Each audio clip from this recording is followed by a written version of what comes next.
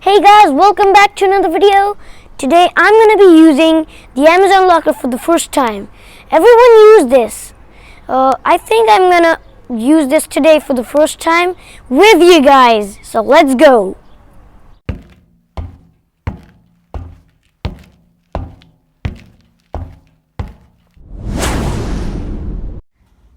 Phew, that was a long walk. So we have reached the Amazon Locker. Before we use this, I just want to say, please do consider subscribing. YouTube tells me most of you did not subscribe. Please do subscribe so you can help me out. Let's use this. Now this is the Amazon Locker. When you come near this is what you see. I think you have to just tap some. Oh, there we go.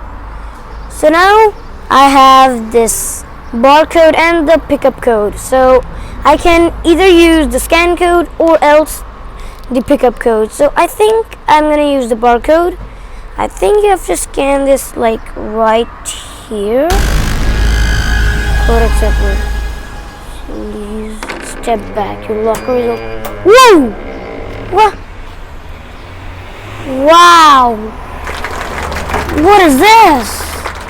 This is some high-tech stuff. You saw how easy it was? Please try this too. This is gonna be amazing for the experiences.